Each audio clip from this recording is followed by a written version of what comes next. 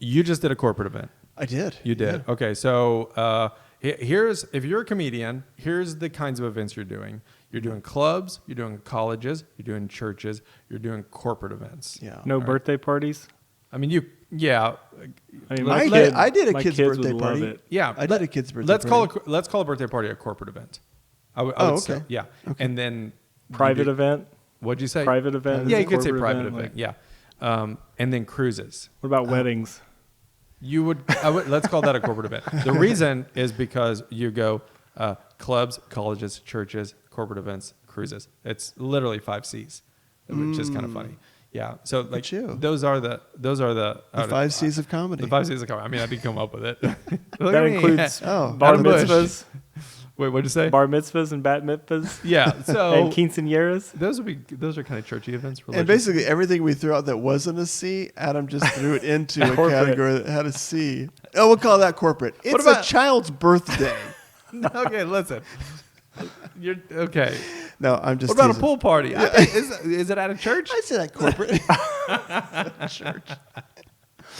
All right, so that's where you're okay. Yeah. So clubs are obviously really fun, very hard to get into, very low paying most of the time. Yeah. You don't get paid anything. Obviously, colleges, it's hard to get into, but it's very lucrative. Mm-hmm. Churches are very unique. That we fit that bill, which is awesome, and they're lucrative. And then corporate events are very lucrative. Well, the cruises are very lucrative, but very time consuming. Yeah, right. You're away from your family. Yeah. And you have You're on a cruise though. You are on a cruise, but by yourself. It's kind of like I went to Paris. You can eat all you want. Yeah, yeah. We should. I know a guy who does cruises. We should interview him. And then corporate events. All right, so we're going to talk about corporate events just for a minute, not for the whole episode. But corporate events are unique because they are well-paying. Mm-hmm.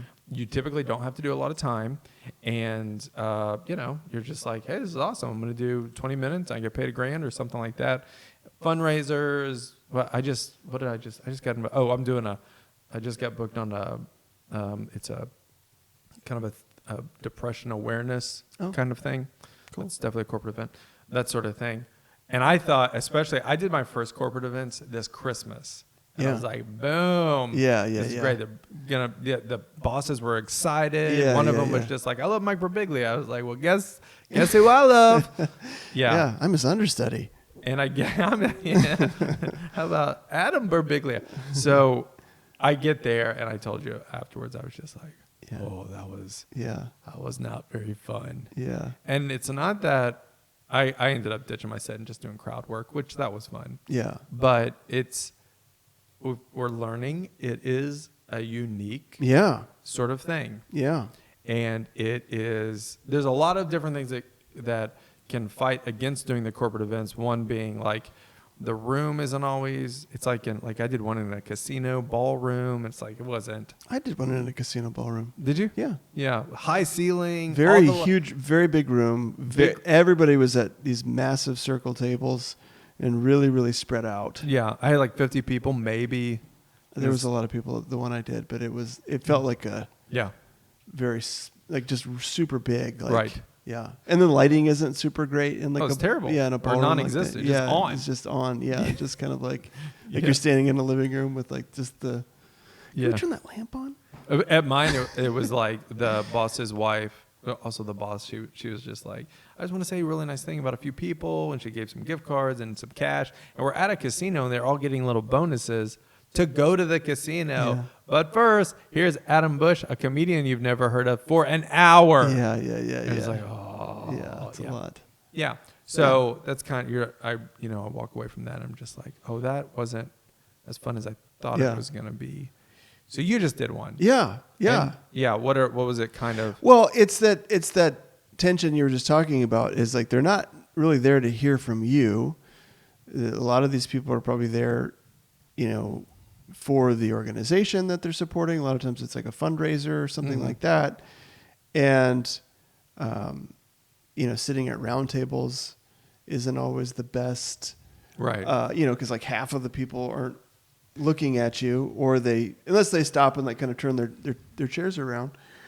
But so it's just a different going from like doing a room that's like 100 people in it, that's like small and tight, or they're all there for they're comedy. all there for comedy. They're all packed in, looking at you, expecting laughs, compared to a room of people that are, eating some cheesecake while you're talking about whatever. It just feels like my perspective is those are very challenging because you kind of feel sometimes like you're just performing on a stage and no one really wants you to be there. I think that's very real. Yeah. I think a lot of people don't want you to be there. Yeah. Yeah. I mean, you are like, and a lot of times it's just like an add-on. Right. Yeah. It's like, get to the thing. I'm here for the auction. Yeah. Like I want to support this thing. And so, it's like you're just one more thing that people don't. Yeah. So how did yours go? So I thought it went well. In terms, like, everyone seemed to have a good time, and the organizers seemed to be very happy with it. And for me personally, hold on, I want to stop for a second. Yeah. A comedy show where the response is, "How was the show?" Everyone seemed to have a good time. The promoters liked it. The audience seemed okay. Like, that's not what you want. You want it to be like, oh, it was amazing. Oh, right, exactly. Right. Yeah, the whole place was going nuts, and they couldn't eat because they were laughing too hard. For everybody that was there, it seemed like they enjoyed it. Mm-hmm. If you asked them at the end of the night, take it or leave it, they probably would have been like, yeah, whatever. I thought it was fine. I come from, my background is sketch comedy, or like where it's like it's the focus, and it's like we're gonna like, if they're not like belly laughing, then something really went wrong. That's the goal. Like, that's what our target is like, I want to really get these people going, and I just never got them there. And so for me, it felt like, is it me? Is it the room? Is it, How long was your set? It was only like 10 minutes. What jokes did you do? So I talked about getting older. I did my bird stuff. I did, I love this line of work. I did my bird stuff. I did my bird stuff. Like, did you do the goose joke? I did the goose joke. I love that joke. Yeah. I can't even remember. Oh, and then I did all the stuff about what my body's doing now, and the falling down and all that kind of stuff. You end on falling down. I ended on falling down. Okay. And so then it was fine. Then we transitioned to the next part of the thing. Then when we did the auction, they asked me to help do the auction with the auctioneer, which I'd never done before, but I was like, oh, this will be fun. Yeah. And we had so much fun. That's and it was cracking jokes, and it was great. You were just regular, you weren't a character. No, yeah, it was just me, and then we were just kind of riffing back and forth about stuff or whatever, and I was introducing all the different things that we're going to be bidding on. Like, what's an example of kind of a joke? I mean, like one joke was we then go down into the audience, and we're like, we did this thing where if you want to donate a few $100 to this certain thing, then basically put your card up. Yeah. And so there was one that was a really big number that we're asking for, and one of the guys lifted his card, and the auctioneer was like, he's one of my best friends. Thank you so much. I got to give you a kiss on the forehead for that. And so it was, just whatever. And then I was like, anybody else want a kiss on the forehead? And it was a good laugh. But it's just like riffing on like what. Yeah. It does seem that like my experiences with corporate events have been, people love the live happening. Interacting with what's going on right now in the room, instead of trying to go like, what I struggle with is, just the material. Yeah, one of those events that I did for like a piping company, I said, who's in charge of HR here? And one of the owners was like, I guess I kind of am. Yeah. And I was like, that's what you want from your HR director. Yeah. I kind of am. And we're passionate about it. That kind of joke seems to, I mean, it does well in comedy too. I mean, it's just crowd work, but like, that seems to be better in this because it's about them. It's connected more closely to them. Yeah. Whereas, so that's where I just go,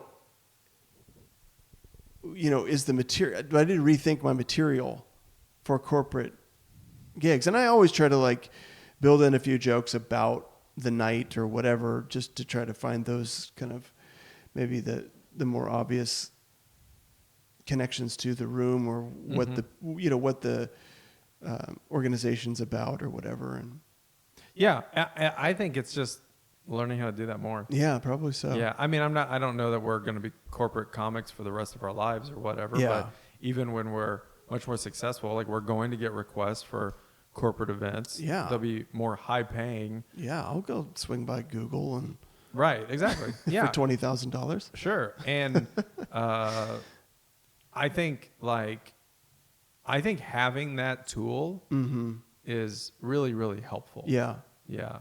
And I think the only way you can get that tool is to Keep using it.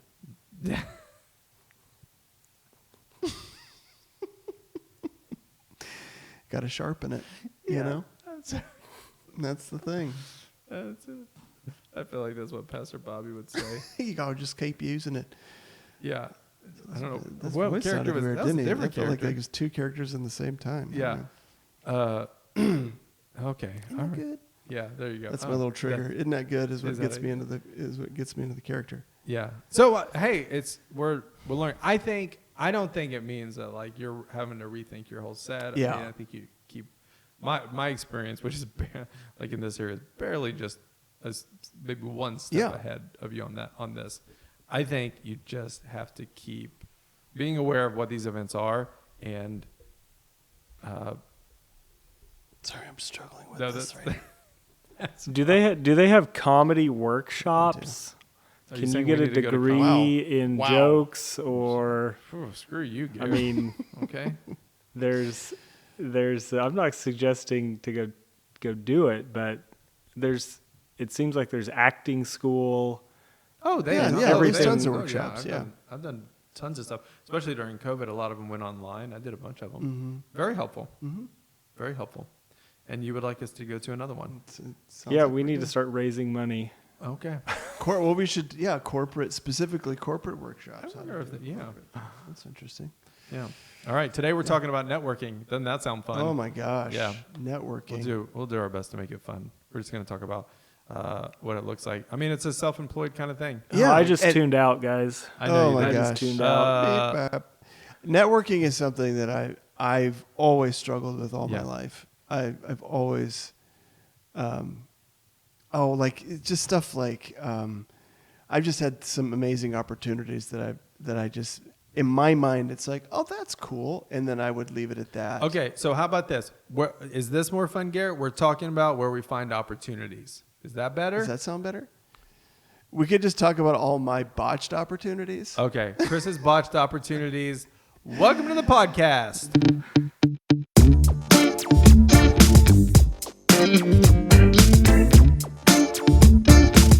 No, I think not. The headline can't be networking unless it's like networking fails.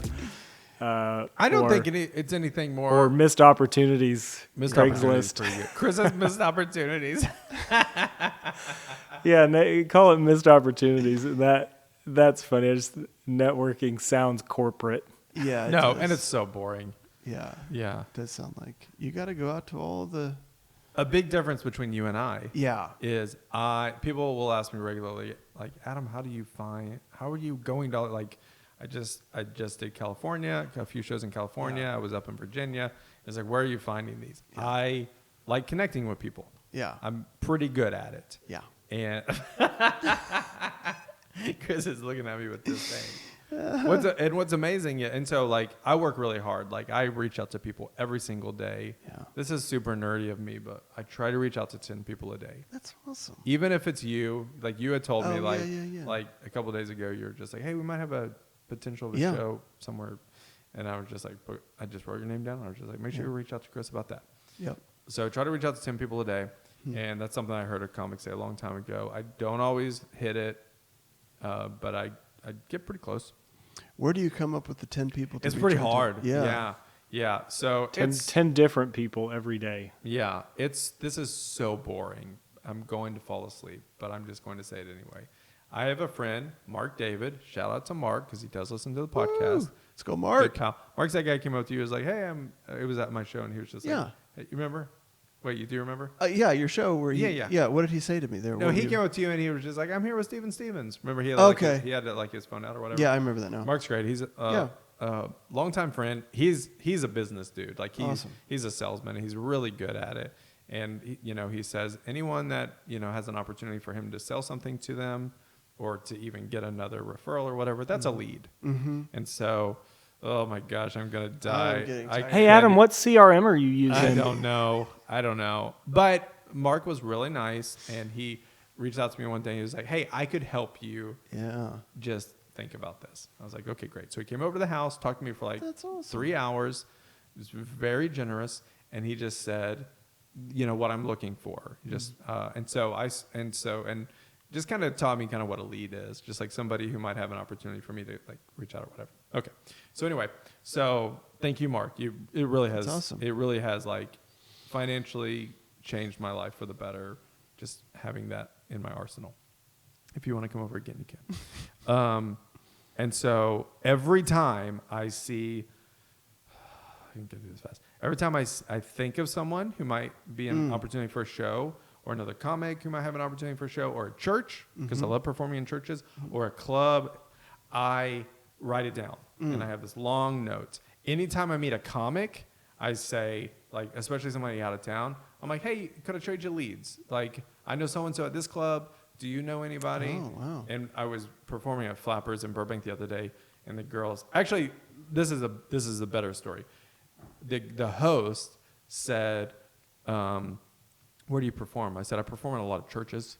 And she goes, I don't think I'd be great in churches. I was like, oh, okay. Do you feel like, and I said, do you feel like I'm pushing you to perform in churches? And she goes, no, I thought we could just trade. And I was like, oh my God, I can't believe I didn't pick up on that. I was like, yes. What do you have? And she's like, I know somebody who does cruise ships. And I was like, I know a club in Arkansas. I'll trade you. And so I did. And so she gave me the email address of the person, and I reached out to him. And then I said, here's the email address to dude in Arkansas. And so now every time I meet somebody new, like I'd be like, could I trade you somebody? I know a few managers like here in Tulsa and a couple of different places. So that's another example. So I just write it down. Interesting. And then I'll just get on Facebook. I've talked about this before, but when I met Nate Bergazzi, he said, pick a lane and find your people. I found my people. That's you guys. And then my lane is I do clean comedy. I do church comedy. I'm a storyteller. And so I get online Facebook and I just start. My Facebook and Instagram are just inundated with comedy, stand-up stuff. Like some with the algorithm, some of who I follow. The other day I saw Nashville. Someone has this thing called Clean Comedy Collective. And I was just looking at it. It's smaller, but it's just a group of 4 people. They're dedicated to clean comedy in Nashville. I just DM'd them. I'm like, I'm a clean comic in Tulsa. I put on a monthly show here. If you guys ever wanted to come down, you could do a show. I'm going to be in Nashville pretty soon. And the guy was just like, give me a call. And I called him. We talked. We're going to try to put something together. Amazing. So I like doing that. Will you be my agent? I could be your agent. Actually, probably make me good money, and then I could just be like, and he's got a great opener. It's probably a pretty good idea. Sounds like a We win-win. should totally do that. Yeah. Actually, I could sell you really well. Because right now I have to I got a dry bar special coming out. I could come out, Well, you're talking about knowing, like finding your lane or whatever. I think that is part Oh my God, of Chris, what I'm wrestling with right now. We might if this is on the podcast, this is amazing. Because here's the deal. With a club, Yeah. all I have to say is he's got 100,000 TikTok followers and 30,000 Instagram followers. Yeah, it's 25. Well, Instagram. not when I. By the time this not when I plays. promote you.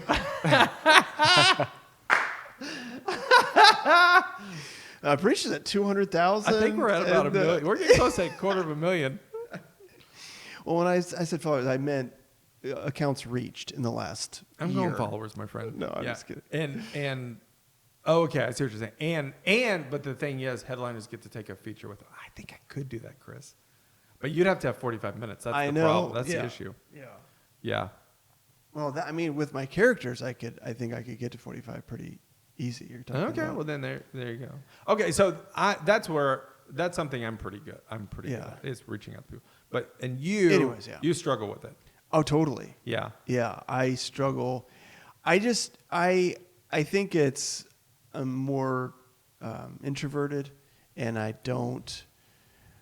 just don't see. I think people reaching out to me a lot of times, I just assume, that was nice of them to do that. Right. I don't see the opportunity of like, maybe I should say this back and then we can strike up a relationship. Where like someone shouts me out or something, I think that's so cool. Someone shouts out Adam, and then like 2 weeks later, he's telling me like, "Hey, we're going to coffee on Friday." Or like you're able to just like progress the relationship. And like if I would have won the contest with Mike Birbiglia, that would have been the last time I talked to Mike Birbiglia. The night that I did the show. Yeah, you're like, man, that's so cool. Thank you. See ya. And you've got like a relationship now because it's like you know how to navigate that. Where I just I think it's something. I think it's something that my dad was very relational. Yeah, he would. Yeah, I can't tell you how many times I'd be with him like on a bus, like in another city. Yeah, and we get off the bus. He's like, "We're going to the Bears game now. I just got 2 tickets from that guy." That's amazing. He did that all the time. That's amazing. Yeah. I love people. It's not like I'm like, oh, I hate everybody. You sound like you're a preacher making a faith statement. I do. I say it and I have it. I name it and I claim it. I love people. I do love people. I do love people. No, I really do enjoy relationships and getting to know people and all of that. I just feel awkward. Like I feel like I'm like showing up to play a game that I don't know the rules to. And so I'm just constantly feeling like I'm like, is this against the rules, or is that too quick or too? You don't love putting yourself out there either. Chris is shaking his head. I'm getting better at that. Like you are better. I am getting better at just going like, this is part of what I feel like God's called me to do. Is like I have to be okay, and really this last year has helped me a lot of like kind of breaking through. Connecting with just tons of people that are so different than me or whatever, just people from all over the world writing things about you or whatever, where you just have to go like, they're going to misunderstand me and that's totally fine. Like I feel like I've grown through that, but just the personal relationship side of stuff where I think I struggle to maintain relationships. You and Gary are both like that. You're kind of like that, aren't you, Gary? Like the work comes to you. You don't really. Yeah, I don't go after stuff. Part of that is that when I have tried it, it was always fruitless. Yeah. But the flip side of it, I think that you guys are better artists than I am. And I think because of that, you get asked to do more than maybe I do initially. Sure. Yeah. I mean, like just like, your follower count or just like you get asked to do a lot more corporate-y kind of events than I do. Mine's a little bit more like if I find a lead or someone reaches out, like I'm pretty proactive about it. But I mean, I really respect the amount of work you've put into your stand-up, and like I just feel like you're on a trajectory to where you're just getting better and better and better, and it's like the people that do that, I feel like always end up in a great place where they're like putting in the work. And I think you could say some of that, like as far as acting and stuff with me, of just like, for years and years and years, I've been doing sketch comedy or performing on stages and stuff like that. So it's not like I just rolled out of bed and like, I should be on TikTok. But the live side of it in these kind of settings is more new to me. And so I'm trying to kind of find my way through that. I mean, first, that's very nice that you said that to me. That means a lot to me. So thank you. I would also say you spend a lot of time acting. Like that's just a lot of your time, and I don't. I have to write all the time. Like between the television show and comedy, like that is my main thing, and I don't have anybody who's just like, could you tell me that joke again, and I'll pay you. You know what I mean? Nobody's asking. I'm not doing cameos, anything like that. This is the only way that I make money. So, I think where you are an amazing actor, and I'm not. I don't put any work into it. I think we've heard about how many auditions I've actually gotten. A 0. Could you connect me to your... Yes, I can. Yeah, that's insane. Yeah, that's a really good example. It's a perfect example. So long ago. When I got the agent, I told him, I was like, I got a guy that you might be interested in. He's like, let me know. And I was like, Chris, are you interested? He's like, I am. Just the follow-through. What's the next step? Working on the follow-through. Yeah, it is follow through. It's a lot. Maybe I'll just do the follow through for you before I lose the agent for getting no auditions and making him no money. Yeah. Yeah. So, I don't know. What did we take away from this? I think it's helpful that we're friends. Oh, yeah. Yeah. I think That's right. It always goes back to friendship. Well, no, I think it speaks to the power of community, though, and like, I don't know, just like that we all like, none of us have all the gifts. Like That's good. That's true. that's why we need each other. That's Uh-huh. there's things we don't know we have until someone else goes, man, you're really good at that, and you go like, oh, I just have always been able to do this. I didn't realize that was a big deal. Yeah. Like understanding the gifts that we have and how they can serve other people in our world. Like, I just think that's a beautiful way to live life, is like serving people around you with what Mhm. you're good at. And so it's cool to me when we get three people like us in the room where we all have different things that we're really good at, Mhm. and just kind of seeing what happens when we combine our superpowers.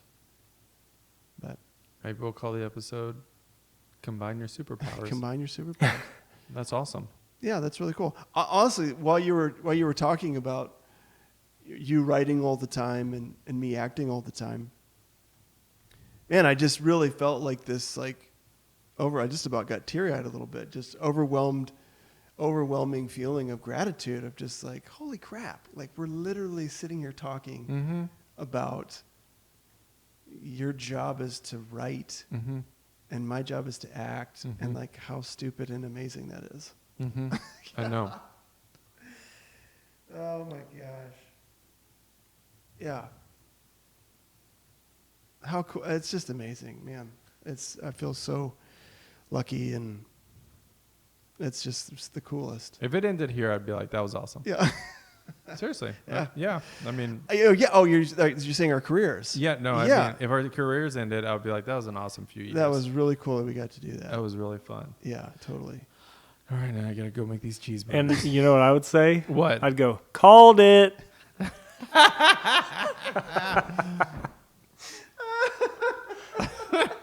What a Yeah, jerk. Gary's just always believed in us and just Oh, been our man, biggest it's just cheerleader. overwhelming.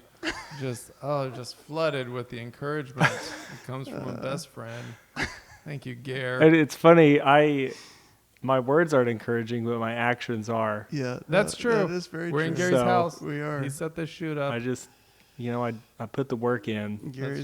Gary's a great guy. If you ever need something in your house fixed, invite Gary over. Mm-hmm. You don't even have to tell him what it was. Just invite me over for dinner. I'll notice it. He'll notice it.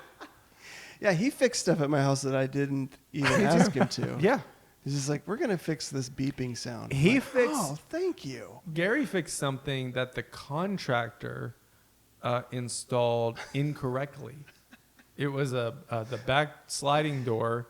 Yeah. The lock didn't ever work properly, Oh and my- he just happened to be back there, and he goes, "This is upside down." Oh my god. Yeah, Adam, get me a screwdriver. changed my Let's life. solve this problem. He did. Incredible. Yeah, so many things like that. Yeah. Friends are important. That's what this episode is about. And so many people. I mean, there's a lot of. I feel like I see jokes about it all the time of how hard it is to make friends in your 30s or 40s or whatever. And We're past our 30s. We're my friend. we're well past that. And yeah, I can't imagine going through life without friends. We did make these friends in our 20s, so I guess that is true. We didn't make them in our 40s. Yeah. So hold on to your friends. Hold on to your friends. Maybe that's the Maybe that's- message for today. Yep. All right, fun episode. Hey, the podcast is growing. Hey, awesome. I'm still in this phrase from another podcast, but it is the little podcast that could. Ooh, I like it. Yeah, and for everybody who has reviewed our podcast, shared our podcast, I'm looking at you, Tiffany Tolbert, or told people about our podcast, just kept listening to it. We continue to get more listeners every single week, more viewers. We are very appreciative. We love doing this and sharing our story with you. And so if you haven't reviewed it yet, then that would be awesome. We'd appreciate it. Especially, you don't have to, but if you wanted to give it a whole 5-star review, I'm looking at you, Abby Rawlings. I would really appreciate that. Then we would appreciate it. I mean, you can give it a 3 if you want, but we could use a 5. You know, if you don't have anything nice to say, maybe don't say it. But Yes. any interaction would be super helpful. Yeah, sharing it and sharing it, subscribing to it, and reviewing it is very helpful. And then send us an email. We've had some. riskitpod@gmail.com. Let us know what you want us to talk about, and we will. And Adam Bush, Chris Munch. Gary Hornstein. Gary Hornstein. We'll see you out there. Adios.